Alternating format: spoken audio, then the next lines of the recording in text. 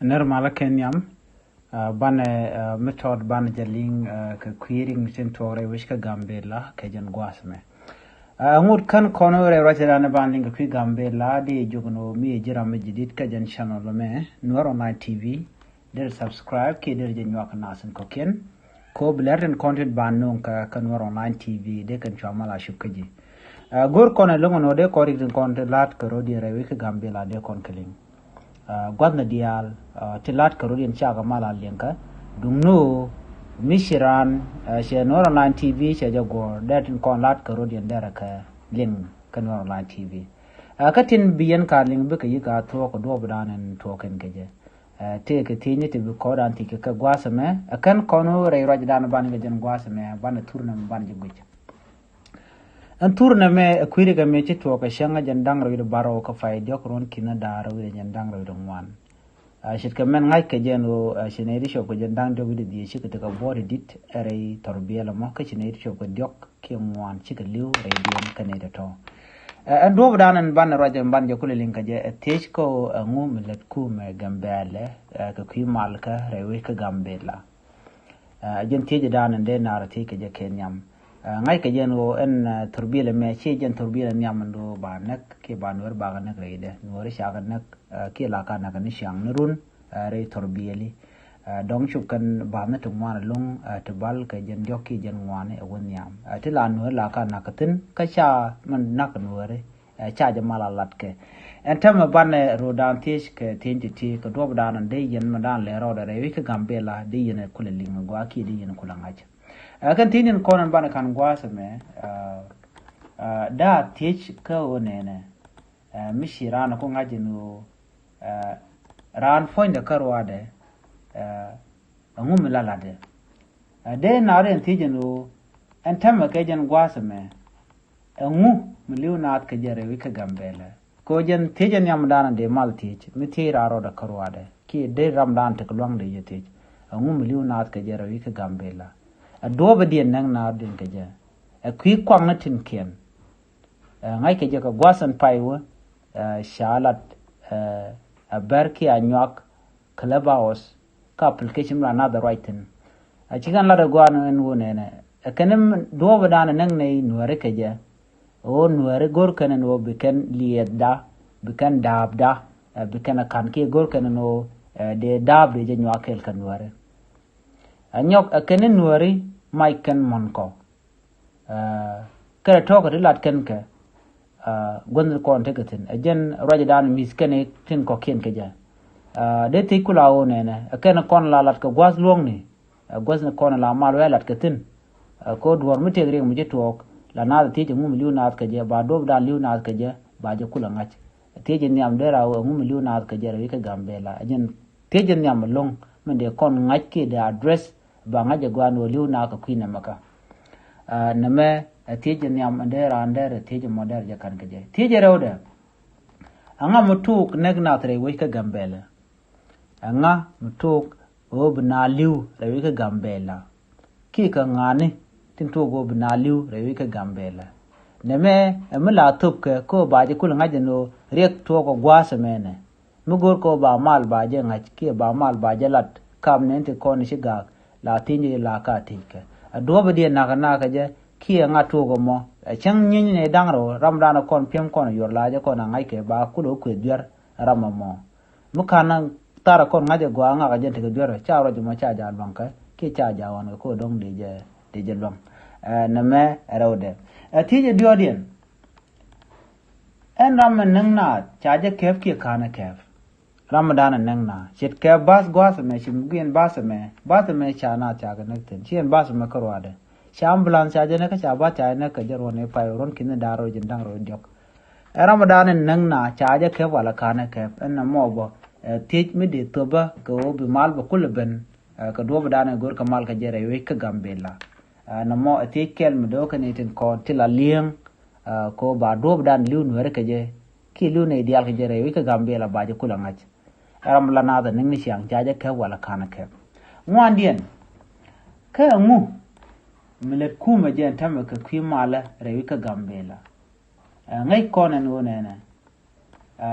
deran de tij mo de jene kan dero tijenu ala tijin ngwandien engu milet kuma je en kuma gambe ala de ngwan tama ka kwi mal ka manande bere wi ka gambela ko shawnga jenu riktiti tuoka engu mi chikana lat shangach eno shani ngwan chaga chol changmani chaga chol lo de ro ke kuma ka sha bot lwakos chaga chol ba ko de ka ro ke kuma ko de kan kono nganga na de kan kalat ando bla kan kulo ya la de jen kan kulo ngaja ano lat kenedi ko kenedi konti liu kenedi te kariem kete ke she mani ken mala ka na kan chiang ka betel do me ba do dan ba je kap chong je ba we la kan te ko kien cha gwi ni do dan liu na ke jenurun na mo la mala dan lat ke la jen bang gwa ba lot ka manana liu na ke je ba je ngacha chang cha pastor sha chol ba ko ka tok ken di du je ka la chol ka mo mi cha ka chol bu kan man ngong ne ken bu kan kulo lat ba do dan bo de je kap chong je ba jawlat du ko le lu njok bu kana bu chol bu kana bu la ro men chine lat ka kwar ko no wone kay yo mi kware kan no ko no bu rani kan gene dial bu chura gene dial bu kan do dan de mala mo de yin nga ja bu kana kul bulana anyo ka kan gane ben ba ne de ko na kana ne ken yam bu kan ko ra ka ka bu kan ben ke rize ne ken ke lize na nyu do ne ti na kan ye ka kwina maka ana mo kel mulalas kalat en kuma gambela ngumi chalat ke kwi mal ka no bere ke gambela ken stem ko na chalat ya atin dong shago yi chicken ka tok che kula tuogo no wale kan tok ken yam chi karo ke ni de kon na kana ka dob de lu na ka jama ko te ni de ngwan shu mun na mo la ko na gor ke ba janga tejen di jen gwasme ngani ngum la dien re ke gambela ken ngani ko re ke gambela riudien to ngwan ke ni de shiwo kwang ke mas kana kwang ke ta alo riudien tele kalat ando bran tele kalat ke je ngam te ke bel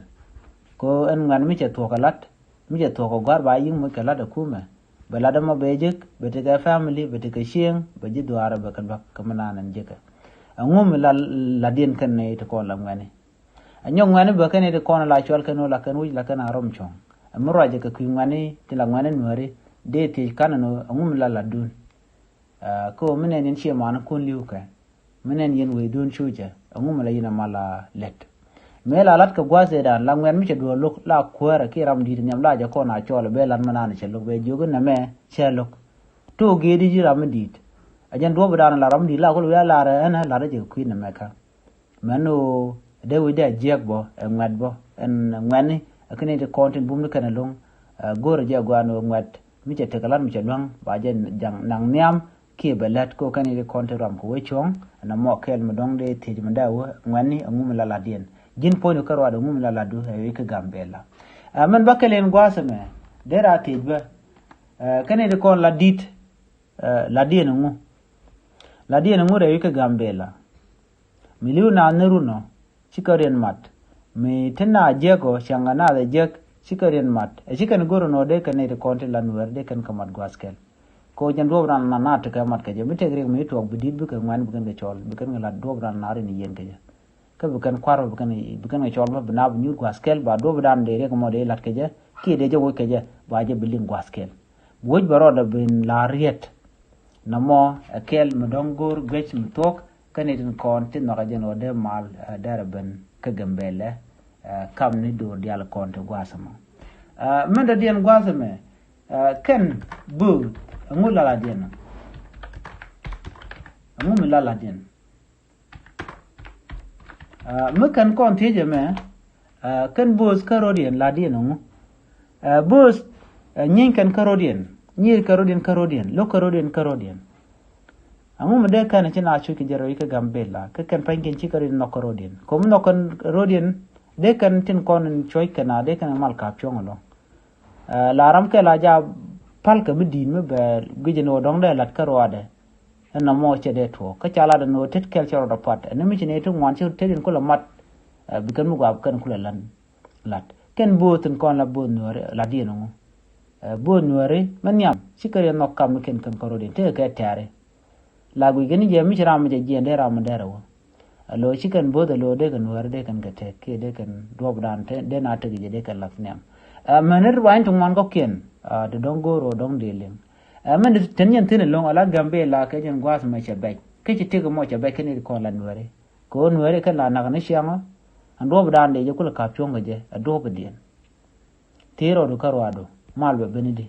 neme goro dena lang dena kan dena ne tin kontin takalwang ka woikene me dena kalang wajin mi lang ran cheluno ram ma che jipot duno te kalwang modern mo da ja ka pyonga je